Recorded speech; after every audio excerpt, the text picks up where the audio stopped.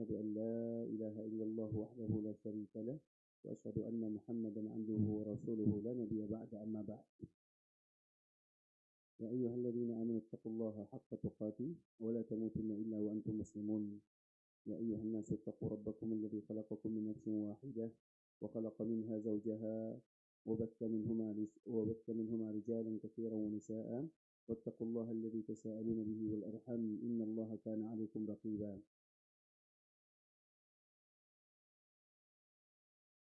يا أيها الذين آمنوا اتقوا الله وقولوا قولا سديدا يصلح لكم أعمالكم ويغفر لكم ذنوبكم ومن يطع الله ورسوله فقد فاز فوزا عظيما. أما بعد فإن أصدق الحديث كتاب الله وخير الهدي هدي محمد صلى الله عليه وسلم وشر الأمور محدثاتها فإن كل محدثة بدعة وكل بدعة ضلالة. Ikhwatul Islam, saudara kaum muslimin, kaum muslimat, ikhwani, akhwati, rahmani wa rahimakumullah. Alhamdulillah, Allah Subhanahu wa taala masih memberikan kemudahan kepada kita bersama mengembalikan ruh kepada jasad kita, dan itu merupakan di antara nikmat dan tambahan umur dari Allah Subhanahu wa taala. Karena siapapun di antara mereka yang tidur, maka seolah-olah ruhnya sudah berpisah dari jasadnya. Kemudian ketika Allah menghendaki, Allah akan kembali mengembalikan ruh tersebut kepada jasadnya. Fayursiluha. Ketika Allah mengembalikan ruh kepada jasad, maka seolah-olah kita akan memulai kehidupan yang baru dengan nikmat yang terindah dari Allah Subhanahu wa taala.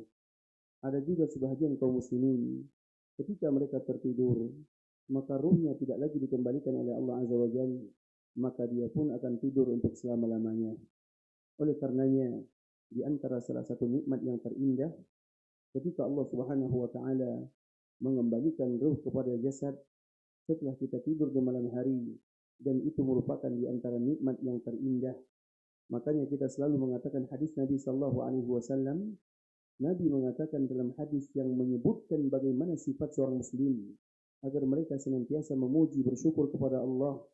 Di antara manusia yang terbaik, manusia yang paling berbahagia, mereka yang paling kaya adalah mereka yang bangun di pagi harinya dalam keadaan sehat, dalam keadaan nyaman, bisa makan di pagi harinya. Faka'annama hizat lahu dunya wa ma fiha. Maka seolah-olah dunia telah dibentangkan kepada dirinya. Kadang-kadang kita melihat nikmat Allah Subhanahu wa taala hanya secara zahir saja. Akan tetapi betapa banyak nikmat Allah Subhanahu wa taala yang lupa kita mengucapkannya. Maka di antara salah satu yang harus dilakukan oleh kaum muslimin adalah bagaimana mereka memanfaatkan hari-harinya untuk selalu dan senantiasa beribadah kepada Allah. Sehingga di antara salah satu doa yang tidak pernah dilupakan oleh Nabi setiap kali Nabi melakukan salat dan tahiyat akhir, Allahumma a'inni ala zikrika wa syukrika wa husni ibadah. Antara syukur dengan ibadah dua hal yang tidak terpisahkan. Percuma kita mengatakan alhamdulillah setiap hari tanpa dibarengi dengan ibadah kepada Allah Azza wa Jalla. Kalimat ini kapan diucapkan oleh Nabi sallallahu alaihi wasallam? Setiap selesai salat atau jikalau berada di tahiyat akhir. Kenapa Nabi mengatakan ini di tahiyat akhir? Karena Nabi ingin setelah kita salat subuh ini, karena nanti kita akan lagi melakukan salat, sebuah tajuk yang merupakan di antara salah satu yang diinginkan oleh seluruh kaum muslimin, yaitu bagaimana Allah Subhanahu wa taala memberikan kebahagiaan kepada kita terutama di dalam masalah keluarga. Dan tentunya keluarga yang terbaik adalah keluarga baginda Rasulullah sallallahu alaihi wasallam. Keluarga yang paling bahagia adalah keluarga Nabi sallallahu alaihi wasallam. Dan siapapun di antara kita yang ingin berbahagia, maka contohlah manusia yang paling berbahagia. Dan manusia yang paling berbahagia adalah baginda Rasulullah sallallahu alaihi wasallam. Dan Rasulullah sallallahu alaihi wasallam berbahagia keluarganya karena Nabi sallallahu alaihi wasallam berada di jalur agama yang telah disebutkan oleh Allah Subhanahu wa taala di dalam Al-Qur'an, dan juga diilhamkan oleh Allah Subhanahu wa taala, diwahyukan oleh Allah kepada baginda Rasulullah sallallahu alaihi wasallam. Karena memang di antara salah satu sifat yang disebutkan oleh Nabi sallallahu alaihi wasallam ini merupakan di antara sifat yang mesti dimiliki oleh seorang suami atau kepala keluarga atau imam dalam rumah tangga. Nabi sallallahu alaihi wasallam menyebutkan, khairukum li ahli wa ana khairukum li ahli. Orang yang terbaik di antara kalian adalah orang yang paling baik terhadap keluarganya. Wa ana khairukum li ahli, dan aku adalah orang yang paling baik terhadap keluargaku. Itu adalah kaedah menunjukkan orang itu baik atau bukan. Kita di depan orang lain berbuat baik, semua orang bisa melakukannya. Tapi berbuat baik kepada keluarga, terkhusus kepada wanita yang menjadi pendamping hidup, maka itu merupakan nilai daripada kebaikan yang sesungguhnya. Karena kita bermuamalah, kita satu rumah, kemudian kita masih bisa melakukan kebaikan, itulah kebaikan yang sesungguhnya. Makanya kalau kita berkaca dalam kehidupan Nabi SAW, Nabi memberikan dua barometer kebaikan, dua sifat. Orang yang terbaik di antara kita ini adalah orang yang dipuji oleh dua orang. Apabila kita telah mendapatkan pujian dari dua orang ini, maka kita adalah manusia yang terbaik. Yang pertama adalah istri. Yang kedua adalah pembantu. Apabila kita mendapatkan pujian dari dua orang ini, maka kita adalah orang yang terbaik. Tapi kalau sekiranya kita belum mendapatkan pujian dari dua orang ini, maka kalimat terbaik belum lagi kita dapatkan. Sampai kita mendapatkan pujian dari dua orang ini. Nah, pernah tidak kita dipuji oleh keluarga? Pernah atau tidak? Jawaban ini kita tanyakan kepada mereka. Kalau mereka memberikan pujian, kita berarti suami yang terbaik. Tapi kalau sekiranya mereka belum memberikan pujian, maka terbaik itu belum kita dapatkan. Karena itu kaedahnya. Nabi mengatakan khairukum, orang yang terbaik di antara kalian, khairukum li ahli, yang terbaik terhadap keluarganya. Wa ana khairukum li ahli, dan aku yang terbaik. Nabi SAW adalah manusia yang terbaik. Dan orang yang terbaik adalah mereka yang terbaik kepada orang-orang yang dekat dengan dirinya. Terbaik kepada orang lain, semua kita bisa. Karena bisa jadi kita berjumpa hanya 1 hari, 2 hari, 3 hari, 4 hari. Tapi kalau kita menjadi orang yang terbaik kepada orang yang dekat, maka itulah yang terbaik sesungguhnya. Terbaik kepada istri, terbaik kepada saudara, terbaik kepada orang tua, terbaik kepada keluarga, itulah manusia yang terbaik. Dan manusia yang kita selalu berdampingan dengannya adalah keluarga. Maka ingat kaidah ini, khairukum li ahli. Orang yang terbaik di antara kalian adalah orang yang terbaik kepada keluarganya. Makanya kalau kita lihat Ibunda Aisyah radhiyallahu taala anha memberikan sifat yang sangat mulia kepada Nabi sallallahu alaihi wasallam. Ketika Ibunda Aisyah ditanya, bagaimana sifat Nabi sallallahu alaihi wasallam? Apa jawaban Aisyah? Kana khuluquhul Qur'an. Nabi itu akhlaknya adalah Al-Qur'an. Apa maknanya? Nabi sallallahu alaihi wasallam tidak akan pernah keluar dari akhlak yang diajarkan oleh Allah Subhanahu wa taala. Kemudian begitu juga ketika Anas bin Malik, pembantu Nabi sallallahu alaihi wasallam, ditanya tentang Nabi sallallahu alaihi wasallam. Apa kata Anas bin Malik? Khadamtu Rasulullah sallallahu alaihi wasallam 9 atau 10 sinin. Fama qala li yawman uffin qattun. Aku menjadi pembantu Nabi selama 9 atau 10 tahun lamanya. Artinya selama Nabi berada di kota Madinah, maka Anas yang menjadi pembantunya. Dan itu pembantu Nabi. Kemudian apa kata Anas bin Malik memberikan sifat kepada Nabi? Tidak pernah 1 hari pun Nabi sallallahu alaihi wasallam mengatakan kepadaku, kamu. 1 kali pun Nabi tidak pernah mengatakan kalimat ini. Kalau sekiranya Nabi tidak pernah mengatakan kalimat ini kepada pembantunya yang berhak kita marah kepadanya, apakah Nabi akan mengucapkan kalimat kamu, dasar kamu kepada keluarganya, kepada istrinya?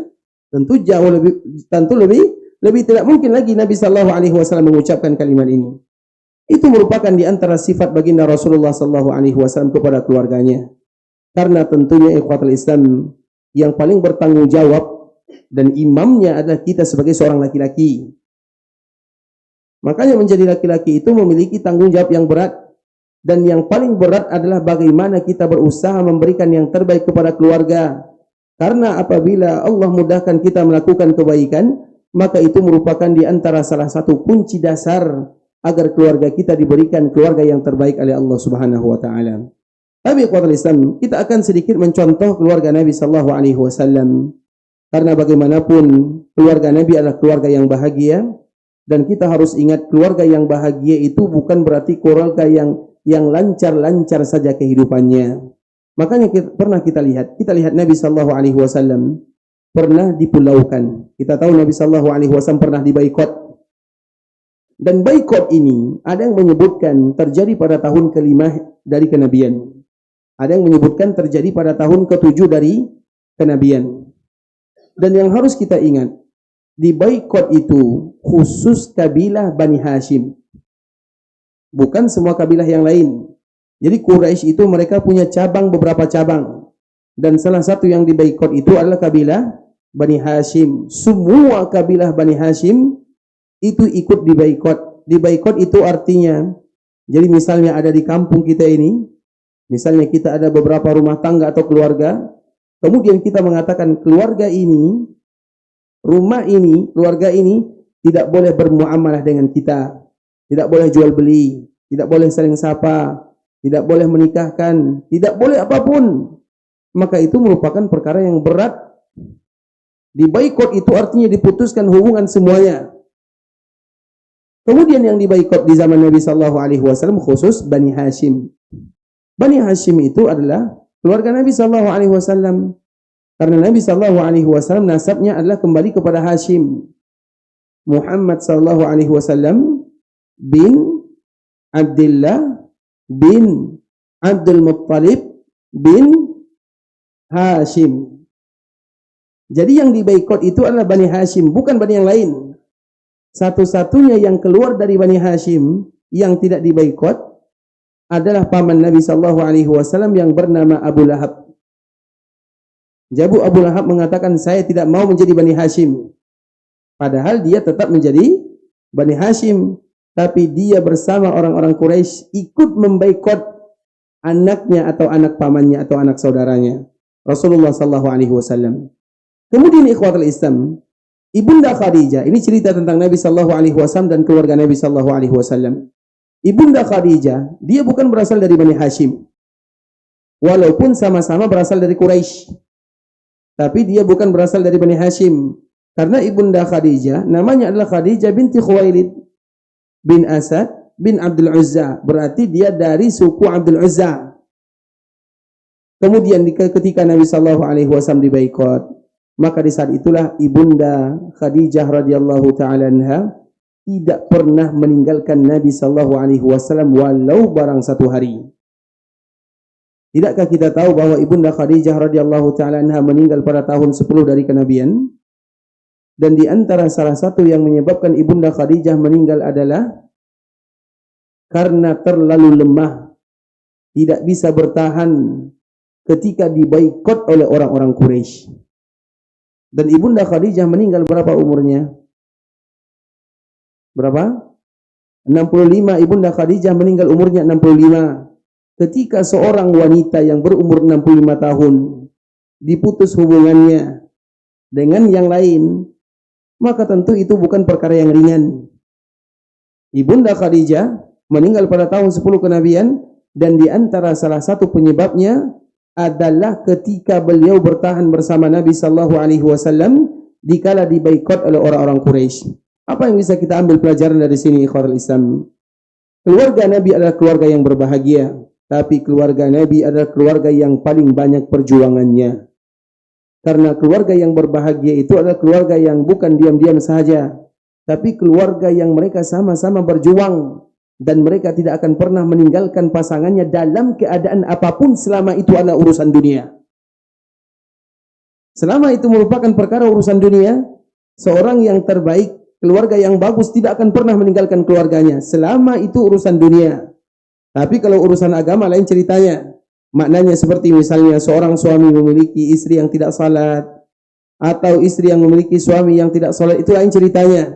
Kalau urusan agama lain ceritanya. Tapi kalau urusan dunia, maka di saat itulah dicontohkan oleh seorang wanita yang terbaik, yang Nabi sallallahu alaihi wasallam mencintainya dengan sepenuhnya, yaitu Ibunda Khadijah radhiyallahu taala anha, Karena Nabi pernah menyebutkan, inni ruziqtu hubbaha, aku diberikan oleh Allah mencintai Khadijah itu karena Allah, atau menjadi bagian daripada fitrah. Kenapa Nabi berani mengatakan kalimat ini? Karena ibunda Khadijah tidak pernah meninggalkan Nabi SAW sedikit pun, dan Nabi juga demikian keadaannya. Nabi tidak pernah melupakan jasa ibunda Khadijah walau barang satu hari. Nabi SAW tidak pernah meninggalkan atau tidak pernah melupakan ibunda Khadijah. Maka dari sini para ulama menyebutkan, di antara salah satu yang bisa menyebabkan kebahagiaan dalam keluarga, jangan meninggalkan pasangan ketika terjadi masalah berurusan dengan dunia, sebagaimana jangan pernah melupakan kebaikan yang pernah mereka lakukan. Makanya kalau ada di antara kita yang marah kepada istri, maka yang harus kita lakukan adalah mengingat-ingat kebaikan yang ada pada dirinya. Sebagaimana seorang istri kalau dia marah kepada suaminya, maka di antara salah satu yang harus dilakukan, mengenang jasa dan kebaikan yang dilakukan oleh suaminya. Itu merupakan di antara salah satu cara yang diajarkan oleh baginda Rasulullah SAW agar kita senantiasa bahagia dalam keluarga. Karena di dalam keluarga itu Bapak Ibu pasti ada masalah. Dan ingat, masalah itu bukan masalah. Yang menjadi masalah itu adalah ketika kita tidak ada masalah. Bisa dipahami? Masalah itu bukan masalah. Tapi yang menjadi masalah itu adalah mereka yang tidak punya masalah. Maknanya, orang yang bermasalah dalam keluarganya itu bukan masalah. Tapi keluarga yang bermasalah adalah ketika mereka tidak punya masalah. Karena masalah itu merupakan tanda cinta Allah kepada hamba. Di antara tanda Allah mencintai seorang hamba, maka ada masalah dalam keluarganya. Ketika dalam keluarga kita ada masalah, berarti ingat, itu adalah tanda Allah sayang dan cinta kepada keluarga tersebut. Ketika masalah tidak menimpa suatu keluarga, berarti itu tanda Allah tidak sayang kepadanya. Bukankah Nabi SAW mengatakan, innallaha idza ahabba qauman ibtalahum. Allah apabila mencintai suatu kaum, Allah akan memberikan ujian. Kaum itu bisa jadi sifatnya individu, bisa jadi sifatnya keluarga, bisa jadi sifatnya bersama. Nabi SAW mengatakan, innallaha idza ahabba qauman ibtalahum. Allah apabila mencintai suatu kaum, Allah berikan ujian. Dan orang yang paling cintai Allah adalah siapa yang paling cintai Allah Azza wa Jalla? Rasulullah SAW. Dan siapa yang berikan ujiannya? Rasulullah SAW. Rasulullah diuji dalam semua sisi. Dari sisi anak, dari sisi keluarga, dari sisi semua. Sehingga antara salah satu nama Nabi yang mesti kita tahu adalah Al-Malhamah. Nabi SAW bernama Al-Malhamah. Dinamakan dengan Al-Malhamah, dinamakan dengan Nabi Rahmah, dinamakan dengan Nabi Tawbah, dinamakan dengan Al-Mustafa, juga dipanggil dengan Al-Qadha, juga dipanggil dengan Al-Mutawakkil, juga dipanggil dengan Al-Syari', juga disebut dengan Al-Muqaffi, juga disebut dengan Al-Hashir, juga dipanggil dengan Al-Mahdi, juga dipanggil dengan Al-Aqib, dan yang masyhur adalah Ahmad serta Muhammad sallallahu alaihi wasallam. Saya bisa ulang Nabi. Ada yang bisa ulang nama Nabi sallallahu alaihi wasallam? Yang tidak nama Nabi berarti tidak cinta sama dia. Ya kan? Yang tidak nama Nabi berarti tidak cinta kepada Nabi. Ya selesai. Berarti kita cinta sama Nabi atau tidak? Cinta atau tidak? Sebutkan nama Nabi. Angkat tangan. Baik.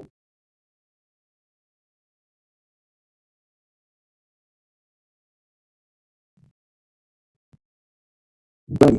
Biasanya semakin ulang semakin salah ya. Baik. Baik. Kita lagi santai ya. Ulang lagi.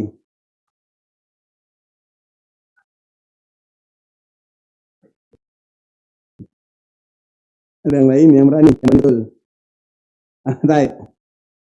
Ulang dari awal.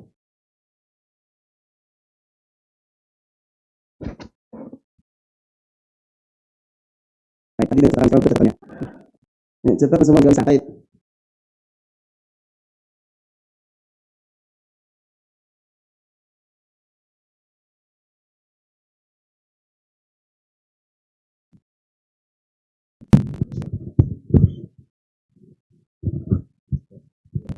Ya. Ulang lagi. Baik. Muhammad Ahmad Al-Hasib Al-Muqaddah Al-Hashir Al-Hashir Al-Murtada Al-Rahman Nabi Rahmah Al-Marhamah Al-Aqiq Al-Aqib Insyaallah. Kalau mencinta kepada dia, sempurna namanya. Kalau tidak kita hafal namanya ini tidak boleh ada prestasi di dalamnya. Artinya tidak ada toleransi di dalamnya. Mesti dihafal. Ahmad Muhammad Al-Hashir Al-Aqib Al-Mahi. Hafal namanya? Kalau sekali ya, Muhammad Ahmad Al-Aqib Al-Hashir Al-Mahi. Al-Mahi. Sudah hafal namanya? Tapi tidak boleh toleransi. Mesti dihafal lagi. Nabi sallallahu alaihi wasallam orang yang paling dicintai di dunia dan akhirat. Di antara salah satu nama Nabi sallallahu alaihi wasallam adalah Al-Mahi. Kalau kita mengenal Muhammad dengan Nabi sallallahu alaihi wasallam yang tidak bisa bandingkan dengan siapapun. Kedua merupakan antara salah satu ujian yang diberikan oleh Nabi sallallahu alaihi wasallam dan salah satu ujian adalah dalam masalah keluarga dan rumah tangga. Nabi sallallahu alaihi wasallam itu tidak pulang ke rumah selama 1 bulan. Makanya kalau kita sampai di rumah disuruh tidur di luar, itu 1 hari masih kalah dari Nabi sallallahu alaihi wasallam. Nabi 1 bulan tidur di luar, berarti masalahnya di mana tuh, Pak? Tapi Nabi bahagia atau tidak? Jadi orang yang bahagia itu bukan berarti mereka tidak ada masalah. Tapi orang yang bahagia itu adalah ketika mereka banyak masalah.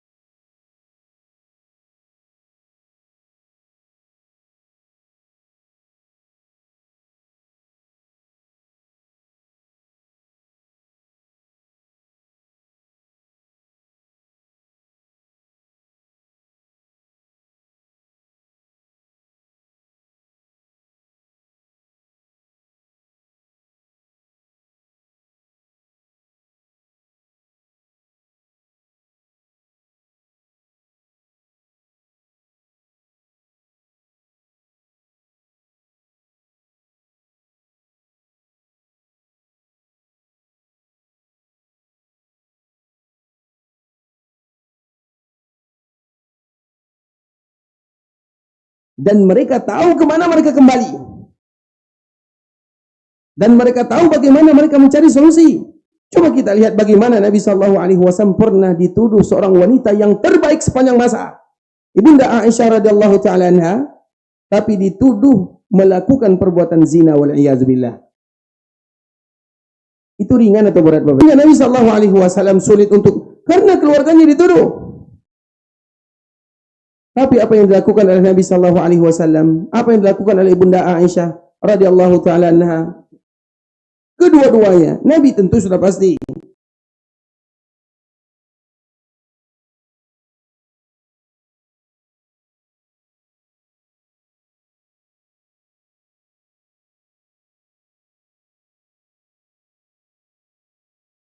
Nabi sallallahu alaihi wasallam hanya bisa mengadu kepada Allah Subhanahu wa taala. Begitu juga dengan Ibunda Aisyah radhiyallahu taala anha, masalah yang berat yang menimpa dirinya, dituduh melakukan perbuatan yang betul-betul bejat. Maka Aisyah radhiyallahu taala anha hanya bisa kembali kepada Allah Subhanahu wa taala, karena tidak ada yang bisa menyelesaikan masalah kita kecuali Allah Subhanahu wa taala. Maka di saat itulah ujung daripada cerita, kita menyebutkan ujung saja ya. Ketika Allah menurunkan Al-Quran yang bercerita tentang ibunda kita Aisyah dalam masalah ini. Karena Aisyah yang bercerita tentang ibunda Aisyah. Dan itu berawal dari masalah yang berat. Karena biasanya semakin berat masalah yang dihadapi, maka akan semakin banyak keutamaan dan kemuliaan yang diberikan oleh Allah Subhanahu wa taala. Itu kaidah dunia. Nabi Yusuf tidak akan pernah menjadi pemimpin Mesir Azizu Mesir. Kalau bahasa kitanya Kementerian Keuangan yang paling Yusuf tidak akan pernah menjadi Azizu Mesir kecuali setelah dia menjadi seorang budak, dibuang, dipukul, ingin dibunuh oleh saudara-saudaranya, kemudian dipenjara, berpisah dari orang tuanya, baru dia menjadi Azizu Mesir. Kalau Nabi Yusuf sekiranya disayang-sayang oleh saudara-saudaranya, kapan Nabi Yusuf akan menjadi Azizu Mesir? Kalau dia tidak menjadi budak, kapan dia akan menjadi Azizu Mesir? Kalau tidak dipenjara, kapan dia menjadi Azizu Mesir? Tidak ada ceritanya. Agar kita tahu, biasanya semakin sulit dan rumit kehidupan yang kita alami, terkhusus dalam masalah keluarga, itu tanda Allah sayang dan cinta. Allah ingin melihat air mata kita. Allah ingin kita melakukan ibadah. Allah ingin kita sama-sama mengadu kepadanya. Dan itulah yang diinginkan oleh Allah Subhanahu wa Ta'ala. Makanya konsep yang tadi kita sebutkan, keluarga yang bahagia adalah keluarga yang punya masalah. Makanya kalau ingin bahagia, buat masalah. Lain ya, kalau itu lain. Artinya keluarga yang bahagia itu ketika Allah berikan ujian, karena tanda Allah sayang kepadanya. Selama kita mengadu kepada Allah, maka akibatuhu hamidah. Ujung dan endingnya itu adalah keindahan dan kemuliaan. Kita lihat Nabi SAW ketika Allah menurunkan ayat yang bercerita tentang ibunda Aisyah, karena Aisyah mengadu kepada Allah Azza wa Jalla, kemudian Nabi duduk, Aisyah duduk, Abu Bakar duduk, Ruman, ibunya Aisyah duduk. Kemudian dikala mereka duduk bersama, apa solusi dari masalah kita ini? Aisyah terdiam karena dia yang dituduh. Nabi tidak bisa jawab karena tidak ada bukti. Abu Bakar tidak bisa membantu karena juga tidak tahu. Dikala mereka duduk berempat bersama-sama, maka di saat itulah Nabi SAW merasa berat. Kemudian Nabi berkeringat dingin. Itu tanda wahyu turun. Kemudian dikala wahyu turun, apa kata Nabi SAW? Bergembiralah wahai Aisyah, bergembiralah. Karena Allah Subhanahu wa Ta'ala telah menurunkan ayat yang menyebutkan kamu adalah wanita yang terbaik. Itu kata Nabi SAW. Kemudian ketika ayat ini turun, apa kata Abu Bakar kepada Aisyah? Karena ini sudah jelas siapa yang benar, siapa yang salah. Maka di saat itulah Abu Bakar mengatakan kepada Aisyah, ya Aisyah, qumi ya Aisyah, ihmadi Rasulullah SAW. Wahai Aisyah, berdirilah. Kemudian bersyukur dan berterima kasih kepada Nabi SAW. Berterima kasih kepada Nabi. Apa jawaban Aisyah? Karena sudah saking marahnya, la ahmaduk walakinna ahmadu rabbi. Aku tidak akan berterima kasih kepadamu. Itu tunjuknya kepada siapa? Coba bayangkan. Aisyah waktu itu masih kecil ya. Artinya, saya tidak berterima kasih kepadamu wahai suamiku, tapi saya berterima kasih kepada Allah yang telah menurunkan ayat ini. Nabi tersenyum mendengarnya. Karena memang betul. Tapi setelah itu ikhwatul Islam, setelah kejadian musibah yang berat ini, maka Allah turunkan ayat, dan kaum muslimin akan memuji ibunda Aisyah untuk selama-lamanya. Dan siapapun yang mencelanya, maka dia keluar dari agama. Selesai. Dan itu tidak terjadi kecuali setelah ada masalah. Makanya ingatlah, nikmatilah setiap masalah yang terjadi dalam rumah tangga. Berarti itu tanda Allah sayang kepada keluarga kita selama, ingat ya, selama kita mengembalikan kepada Allah Azza wa Jalla, selama kita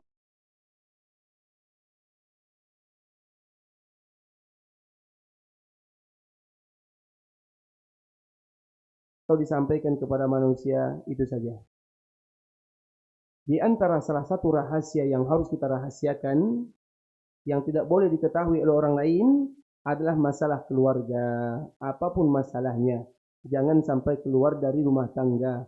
Karena kalau sudah keluar dari rumah tangga, maka orang lebih suka melihat kita sengsara daripada bahagia. Iya atau tidak? Orang lebih suka karena kullu ni'matin mahsudah. Tidak ada nikmat kecuali ada yang hasad. Itu kaidah. Maknanya apa? Nikmat itu harus dinikmati. Bukan dipamerkan dan ditampilkan.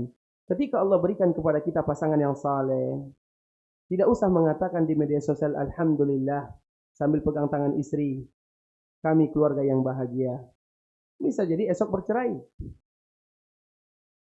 Dan banyak seperti itu. Ketika Allah berikan kepada kita suami yang terbaik, bersyukur kepada Allah, nikmati, selesai, bukan untuk dipamerkan dan disampaikan. Kecuali momen-momen yang itu sebagai pelajaran bagi kaum muslimin yang lainnya. Makanya kebahagiaan kita itu ikhwatul Islam tidak boleh ada yang tahu. Kita hidup ini datar-datar saja. Kecuali orang tua dan mertua itu lain ceritanya. Mereka mesti tahu kalau kita harus bahagia. Begitu juga dengan Nabi SAW.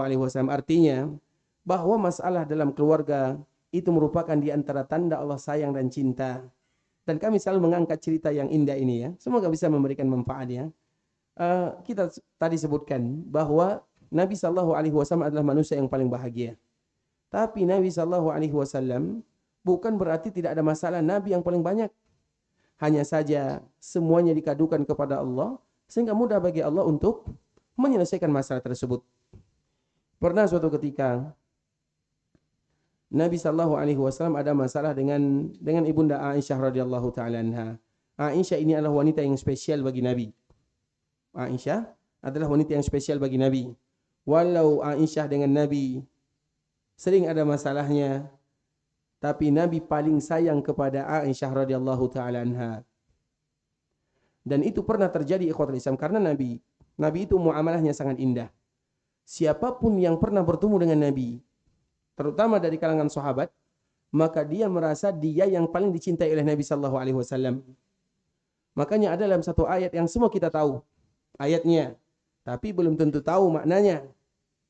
Apa makna ayat ini atau apa ayatnya? Wa innaka la'ala khuluqin azim.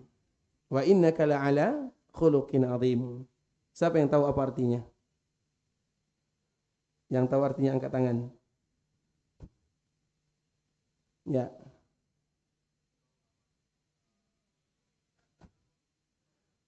Engkau wahai Muhammad memiliki karakter yang mulia.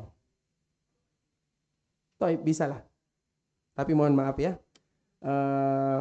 Pembahasan kita tentang rumah tangga bahagia, tapi hadiah kitabnya tentang neraka. Karena ini panitia tadi ya. Kami sudah sampaikan jangan cerita tentang neraka. Ini kita tentang bahagia. Tapi qadarullah. Tidak masalah ya.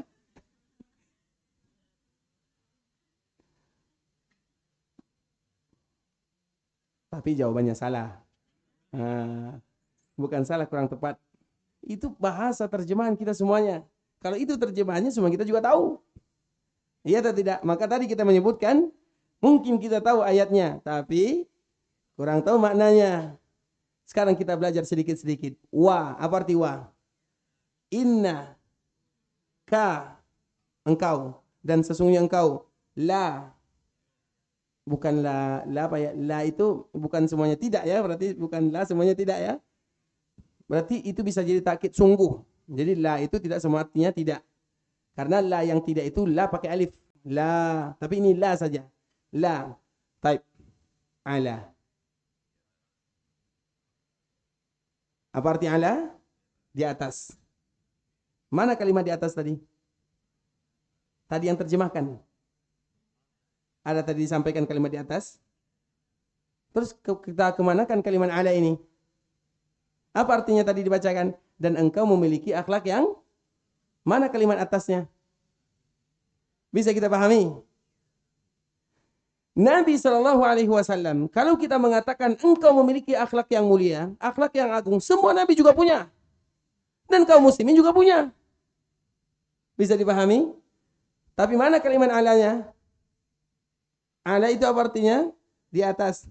Ini akhlak yang mulia. Berarti Nabi berada di... Bisa dipahami maknanya? Wa innaka la'ala khuluqin azim. Engkau itu wahai Muhammad sallallahu alaihi wasallam memiliki akhlak di atas rata-rata akhlak yang mulia.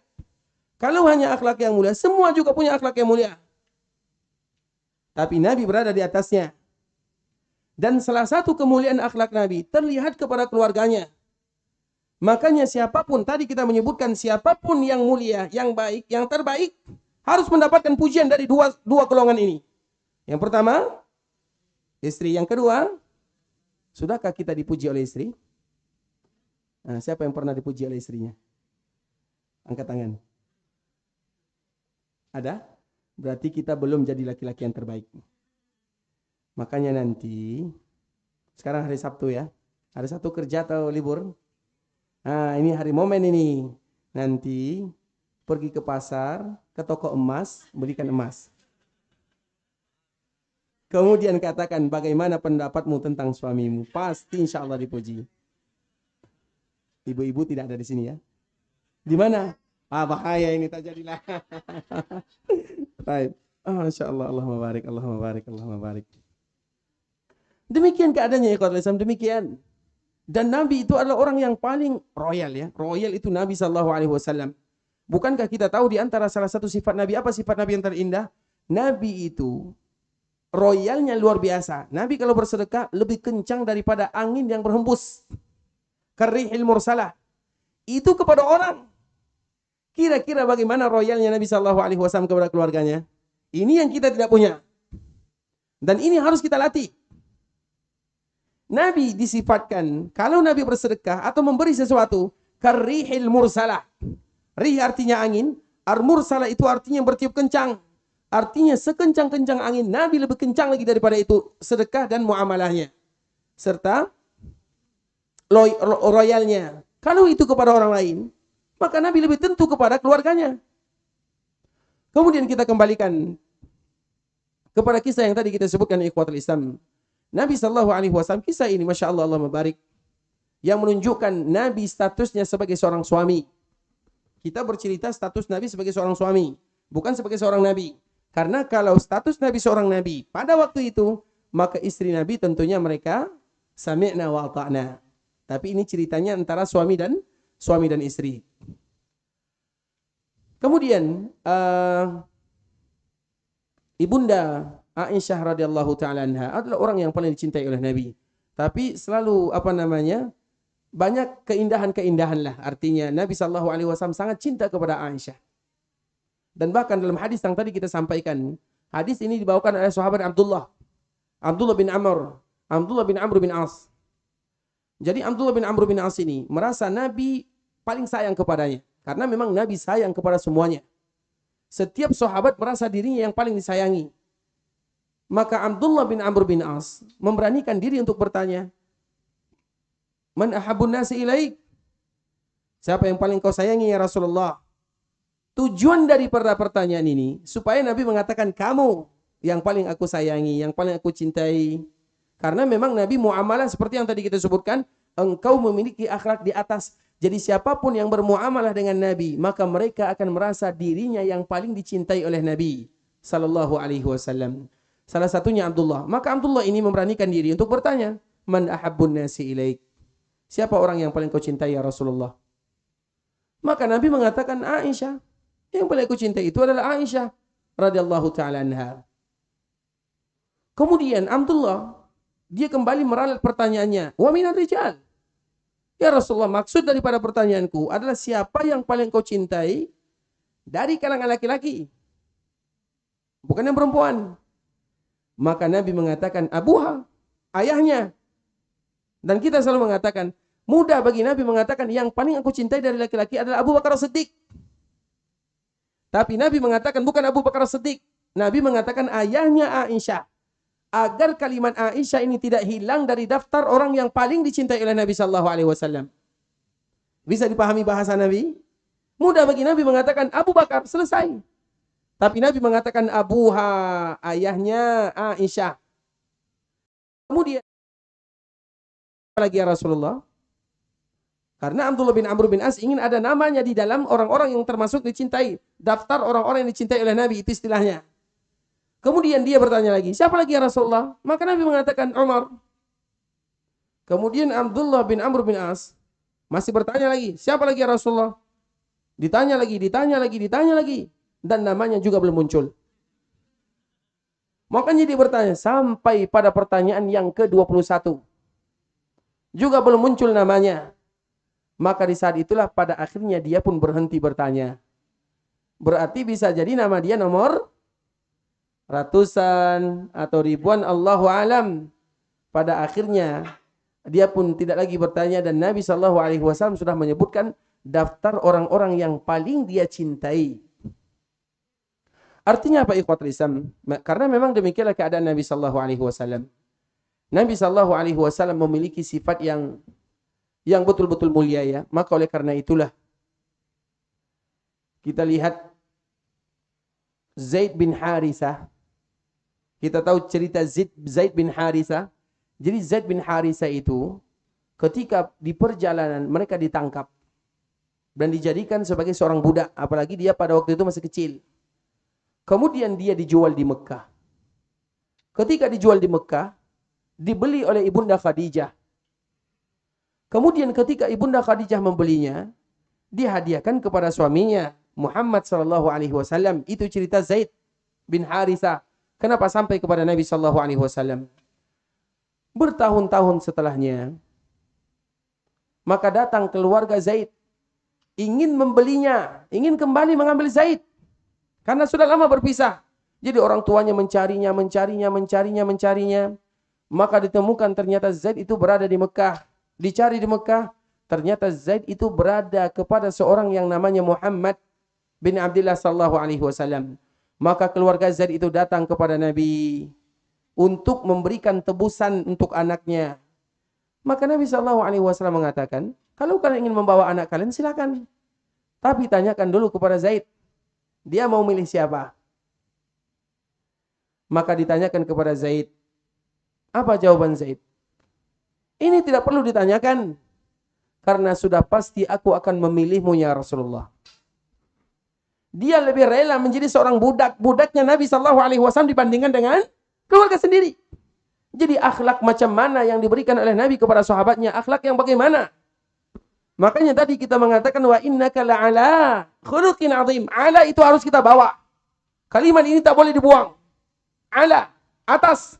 Jadi bukan Nabi punya akhlak yang mulia, tapi Nabi memiliki akhlak yang mulia di atas rata-rata akhlak yang mulia. Wa innaka la'ala.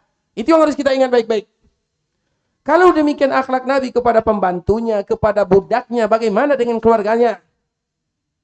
Makanya ingat ikhwatul Islam, tanda yang terbaik itu kepada dua ini harus kita mendapatkan pujian. Nabi SAW juga demikian keadaannya. Semua istri Nabi SAW memberikan pujian, semuanya. Karena Nabi SAW memang orang yang terbaik. Ibunda Aisyah radhiyallahu ta'ala pernah menyebutkan bagaimana Nabi kana an-nabiyyu sallallahu alaihi wasallam fi khidmati ahli. Ini sifat seorang suami yang terbaik. Kana an-nabiyyu sallallahu alaihi wasallam fi khidmati ahli.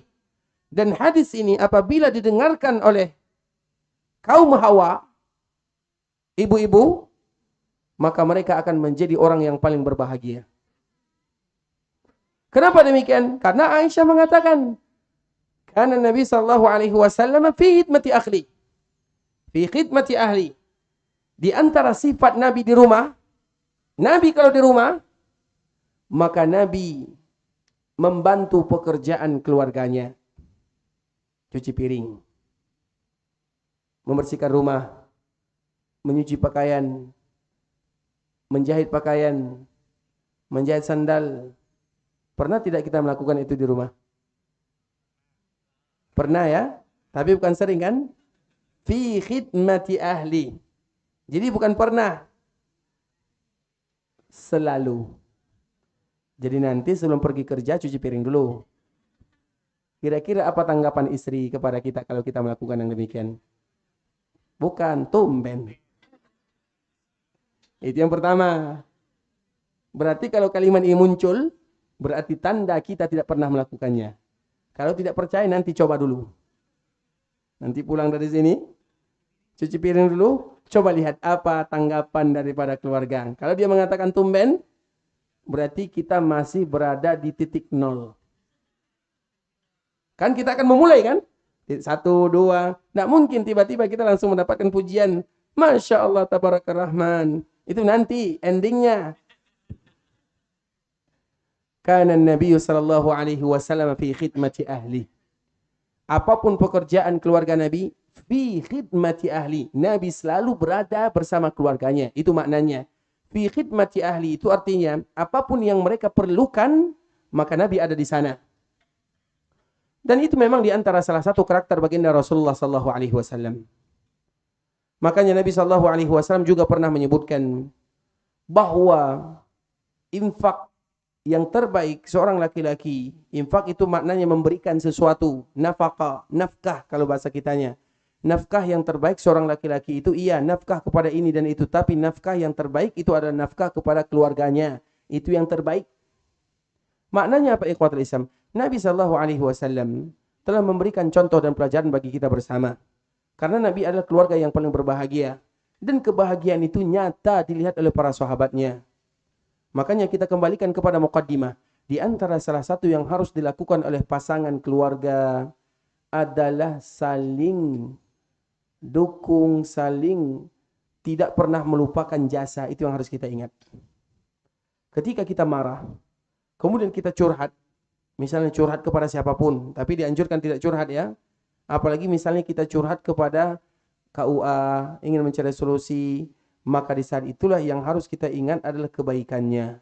Ada salah seorang wanita yang curhat kepada salah seorang ustadz ya. Kemudian dia menyebutkan suamiku seperti ini, seperti itu, seperti ini. Maka ustadz tersebut mengatakan, coba sebutkan kebaikan suamimu satu persatu.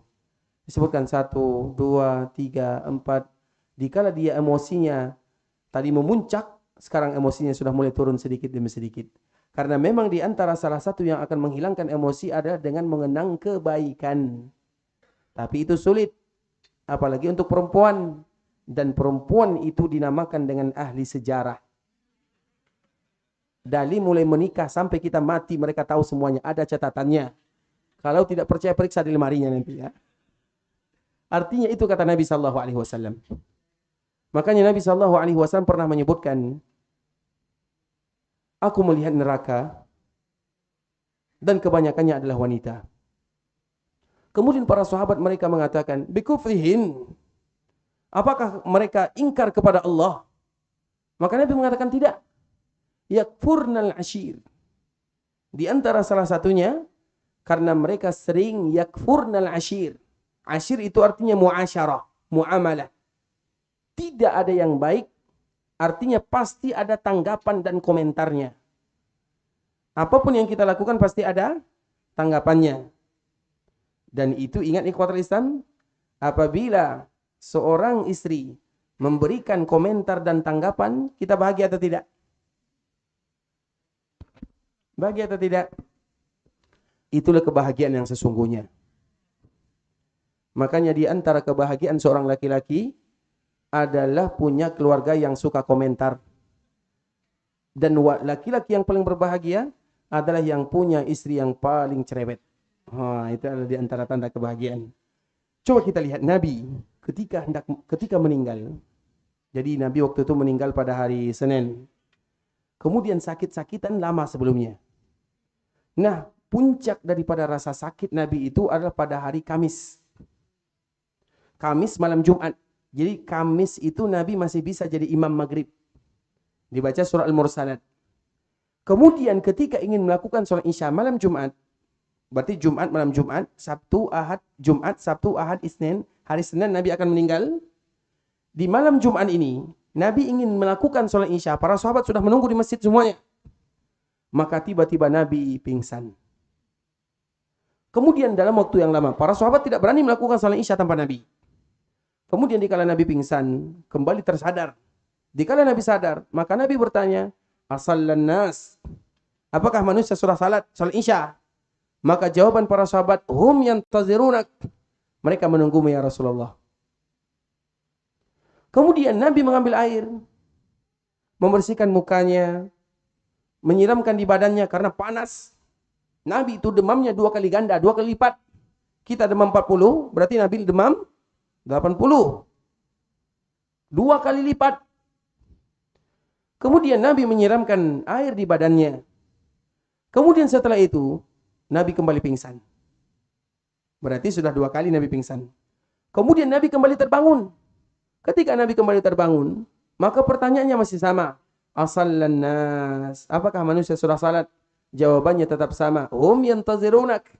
Mereka sedang menunggumu ya Rasulullah. Kemudian Nabi kembali mengambil air. Kemudian melakukan perkara yang sama. Nabi pingsan lagi. Sudah berapa kali? 3. Kemudian dalam waktu yang lama sangat, Nabi baru sadar.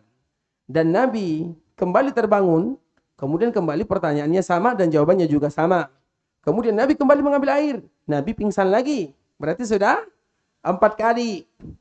Kali yang keempat ini ketika Nabi bangun, Nabi merasa tak mungkin lagi jadi imam. Maka di saat itulah, apa kata Nabi?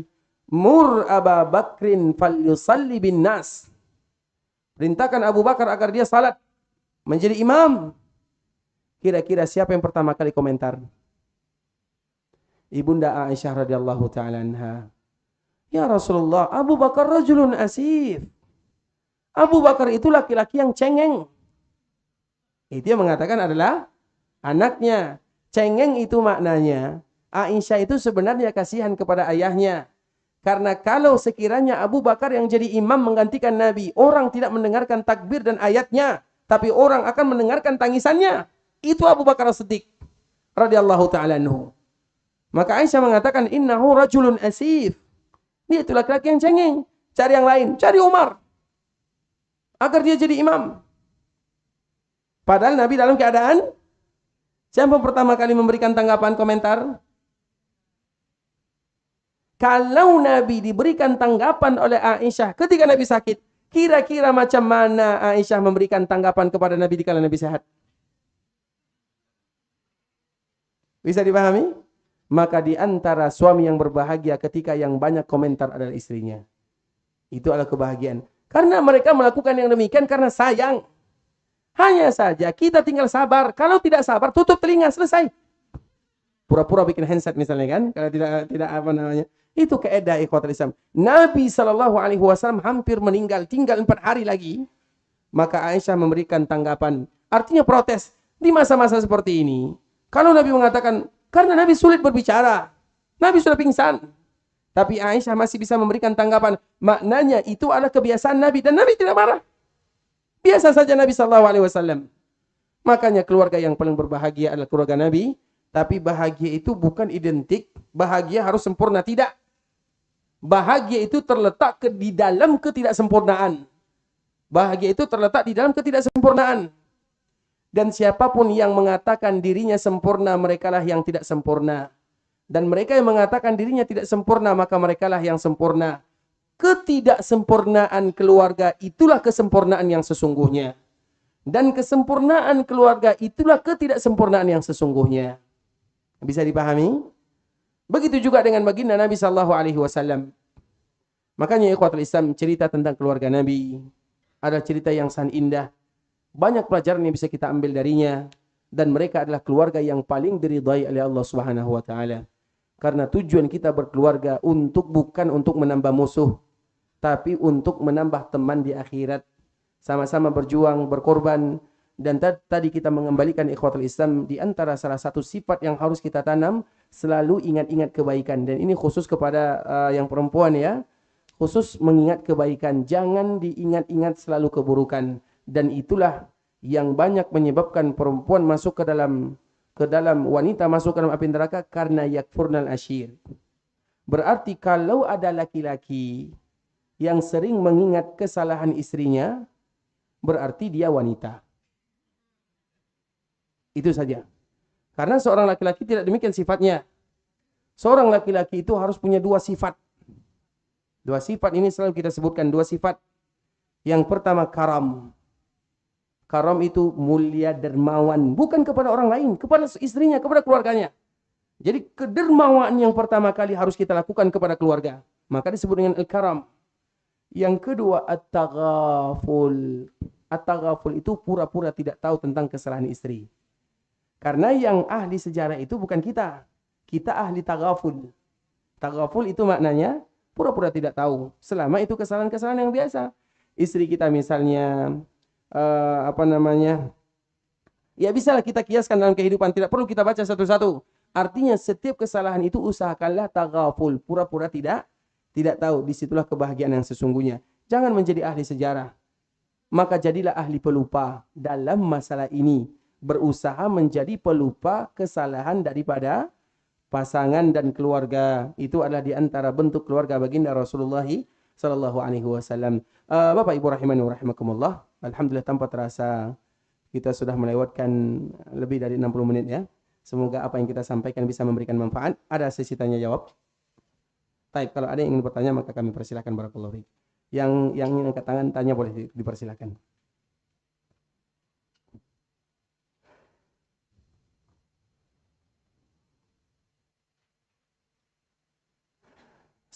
Sewaktu menikah dengan Ibunda Khadijah, apakah Rasulullah sallallahu alaihi wasallam memiliki masalah berantem, lalu bagaimana cara penyelesaiannya?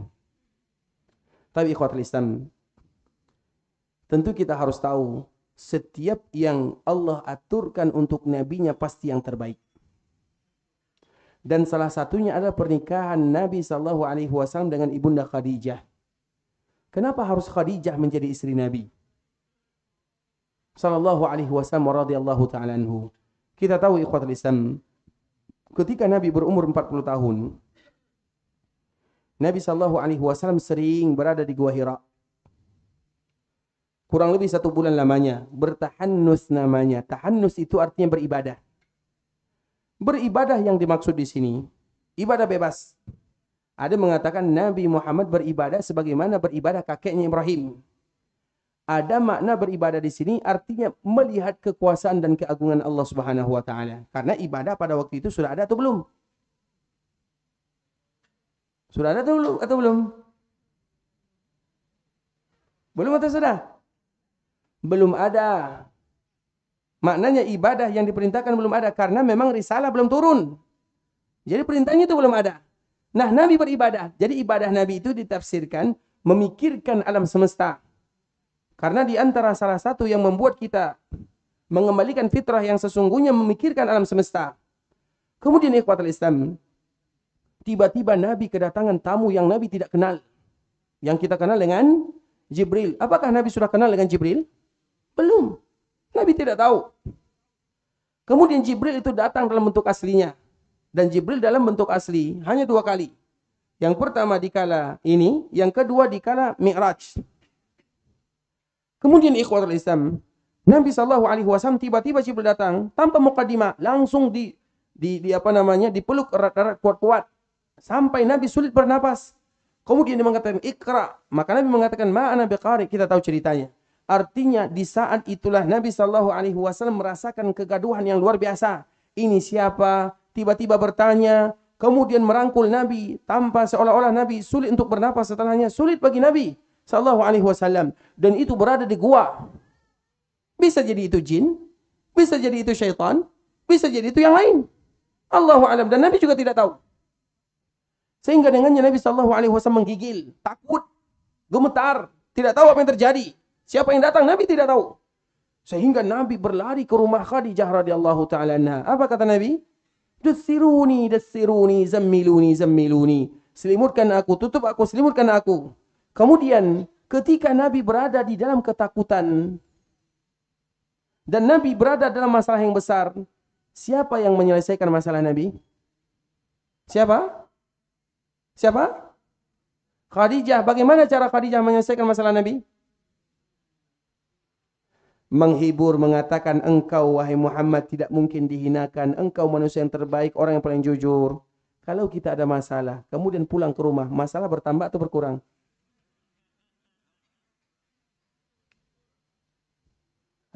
Berkurang ya? Alhamdulillah. Kalau berkurang alhamdulillah. Kalau bertambah bukan alhamdulillah juga. Kedua-duanya alhamdulillah. Coba kita lihat ikhwatul Islam. Nabi SAW dipilihkan oleh Allah Khadijah lebih senior dari Nabi. Kemudian Khadijah lebih kaya.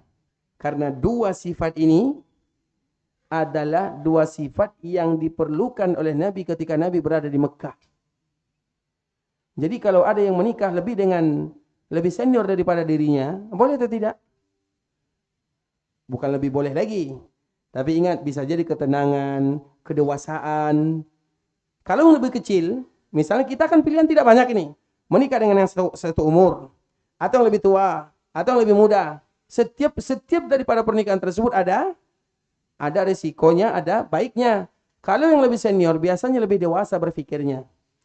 Kalau yang lebih kecil biasanya lebih mudah begaduhnya. Apa begaduh ya? Lupa terus ya. Berantemnya, begaduhnya. Berarti kita yang mana? Mau yang mana? Kalau yang lebih senior, lebih dewasa pikirannya. Kalau yang lebih muda, lebih suka begaduhnya. Kita mau begaduh atau lebih? Itu dikembalikan. Nabi perlu Khadijah. Makanya Allah pilihkan Khadijah untuk Nabi. Dan sifat Khadijah itu sama dengan Nabi SAW. Makanya kita tidak akan temukan Khadijah bergaduh dengan Nabi SAW dalam masalah ini. Tapi perjuangan mereka lain. Perjuangan mereka dari sisi dakwah. Dan kita tahu Khadijah wanita yang kaya. Nabi juga laki-laki yang kaya. Tapi semua kekayaannya habis untuk sama-sama berdakwah. Bukankah Nabi adalah yang kaya? Nabi itu pedagang. Bukankah Khadijah wanita yang terkaya di Mekah Al-Mukarramah? Kenapa demikian? Kenapa hartanya habis semuanya? Karena Allah sengaja menyediakan mereka berdua ini untuk berdakwah di jalan Allah. Nabi di awal dakwah perlu sponsor. Dan sponsor Nabi itu bukan orang lain. Sponsor dakwah Nabi adalah istrinya Khadijah. Sehingga kita tidak akan menemukan, makanya Nabi mengatakan inni ruziktu hubbuha. Kecintaan diriku kepada Khadijah karena fitrah. Apa makna fitrah? Fitrah itu Nabi akan selalu mencintai Khadijah selama-lamanya. Tidak akan pernah tergantikan. Sedikit pun, kapanpun, dan siapapun. Makanya kita selalu mengatakan kalimat yang dibacakan oleh Ibunda Aisyah radhiyallahu taala anha, ini adalah kalimat yang sangat indah ya. Kalimat yang sering kita bacakan. Karena Nabi SAW tidak pernah melupakan Khadijah radhiyallahu taala anha kapanpun dan di momen-momen indah. Bahkan dikala terjadi Fatu Mekah, kita ingat Fatu Mekah. Fatu Mekah itu apa artinya Fatu Mekah? Kebebasan Mekah kapan terjadi? Tahun berapa? 9 atau 10? 8. Ketika terjadi Fatu Mekah, artinya Nabi pergi ke Mekah. Di Mekah ada rumah Nabi atau tidak? Ada tanah Nabi atau tidak? Ada keluarga Nabi atau tidak? Tapi di mana Nabi menginap? Nabi menginap di tenda. Dan tenda itu tidak jauh dari perkuburan Khadijah. Seolah-olah Nabi mengatakan kepada Khadijah, inilah hasil daripada perjuangan kita bersama. Namun Allah pisahkan kita. Engkau dipanggil duluan dan aku yang menikmatinya. Seolah-olah itu merupakan bahasa tubuh dari baginda Rasulullah SAW. Fitrah itu artinya tidak akan pernah terlupakan.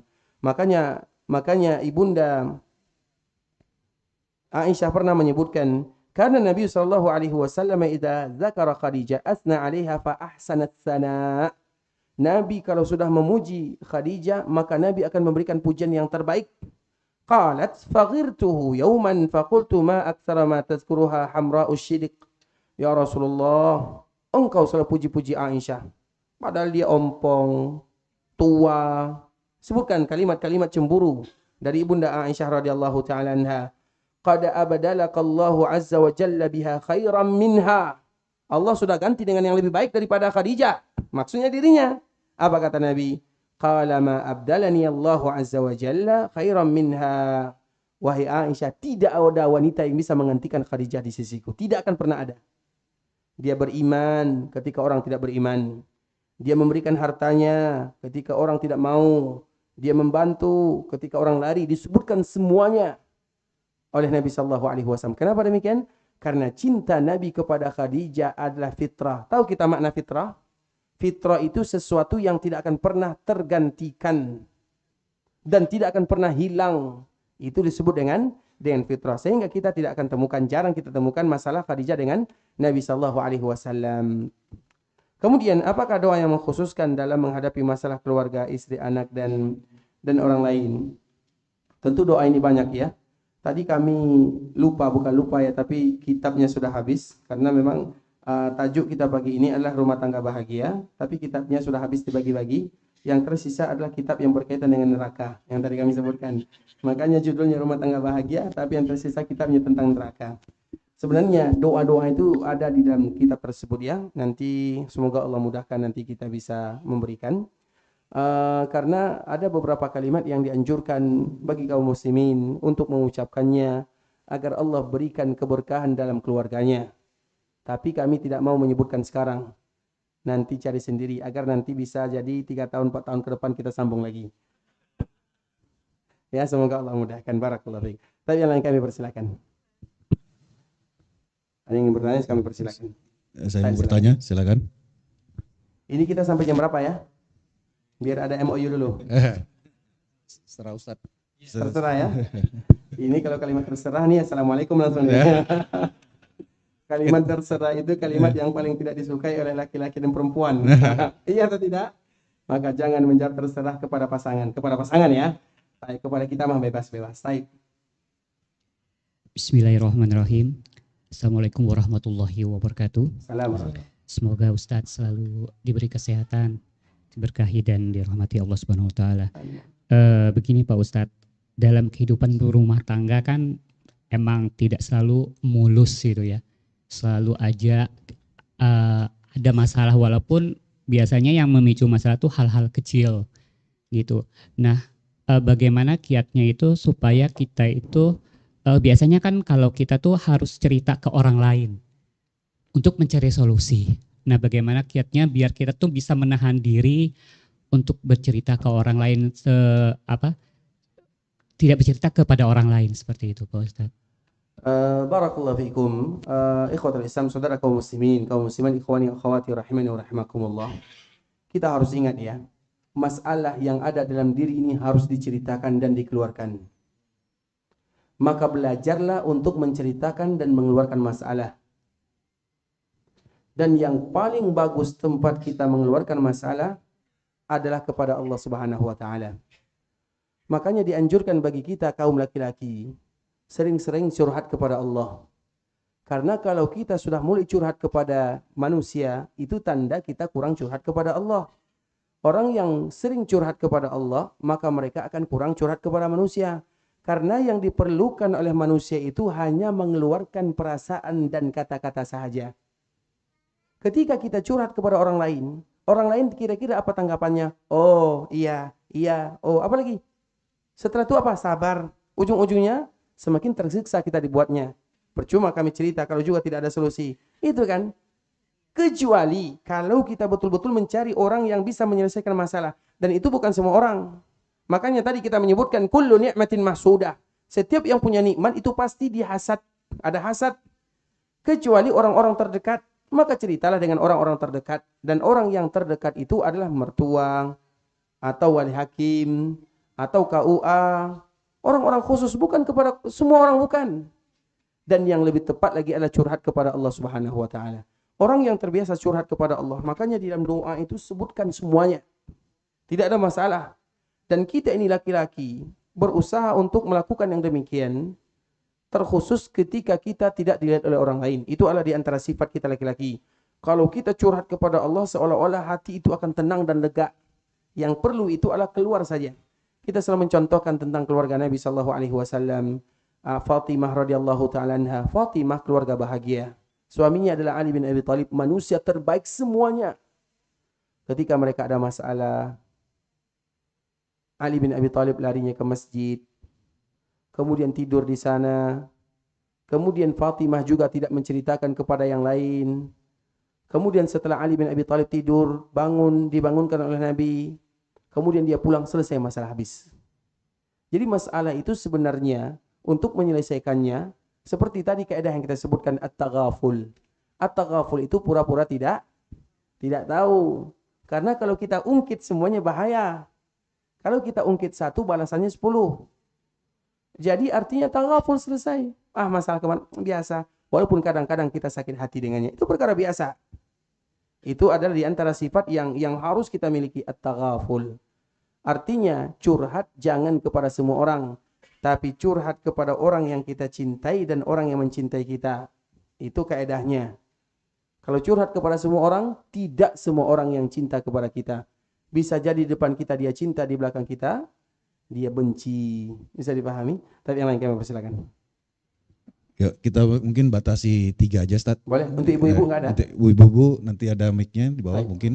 Baik. Sama ada nanti setelah itu ada buku yang dari panitia. Mungkin Baik. Ustaz bisa memberikan pertanyaan. Baik. Karena kalau kelamaan kita ada bubur dan bakso, Ustaz. Setiap takut Oh. kepanasan. Masya Allah, Tabarakallah Rahman. Jadi Ya. kami yang memberikan pertanyaan ini. Dari pertanyaan dari dulu dari ada yang dari YouTube ya? Baik. Bismillah Ustadz, izin menyampaikan pertanyaan dari YouTube. Bagaimana jika ujian terhadap anak-anak Ustadz berbeda atau tidak sejalannya tarbiyah pendidikan kepada anak di rumah? Mohon nasihatnya Ustadz. Jazakallah khair. Baik, barakallahu fikum. Ini pertanyaannya tentang anak-anak ya, bukan rumah tangga ya. Tarbiyah pendidikannya berbeda ya. Baik, karena yang bertanya YouTube, kita suruh YouTube yang jawab. Nanti cari di YouTube ya. Nah, ini pembahasannya bukan rumah tangga tapi tarbiyah anak-anak. Tidak ada masalah ya? Tapi yang lain kami persilakan.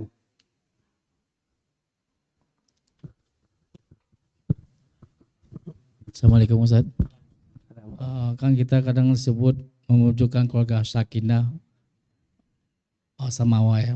Sakinah mawaddah. Maksud keluarga sakinah itu apa Ustaz? Sakinah mawaddah warahmah itu Ustaz. Masya Allah, tabarakallah rahman. Bapak sudah berapa tahun menikah nih? Hampir 35 tahun Ustaz. Masya Allah, 35 tahun sudah sakinah mawaddah atau rahmah atau belum? Makanya saya mau nanya Ustaz, apa itu? Pertanyaannya sudah atau belum? Kalau sudah ya sudah, selesai. Tidak perlu dijawab. Ya belum Ustaz sebenarnya, karena saya belum mengerti apa yang maksud dengan keluarga sakinah. Karena harus ada yang kita pahami. Yang penting itu bukan mengertinya, tapi dialami. Itu saja. Kita sudah bahagia atau belum? Sudah, alhamdulillah selesai. Mau kita tahu maknanya, tak tahu maknanya, selesai. Banyak orang yang tahu maknanya, tapi mereka menderita. Bisa dipahami? Tapi kalau kita sudah bahagia, saling memaafkan, selesai. Nggak perlu kita tanya. Selesai Pak ya? Jadi nggak usah dijawab. Tapi yang kami persilakan. Mungkin satu dari Ahwat ada.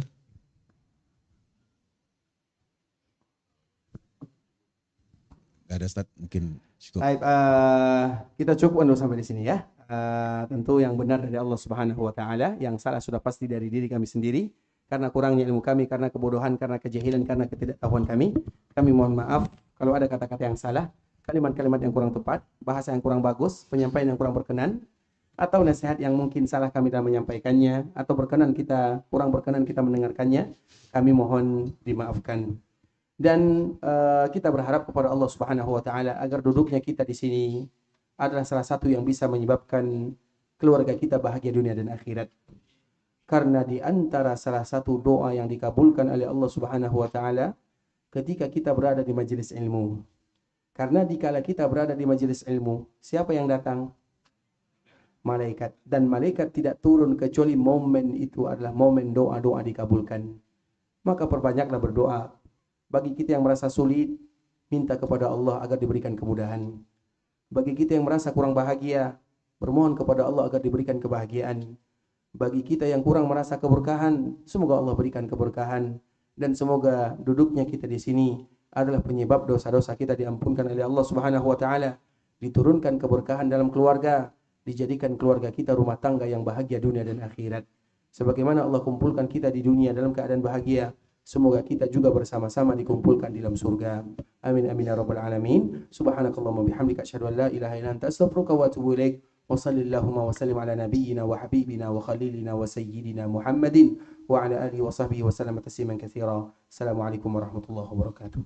Waalaikumsalam warahmatullahi wabarakatuh.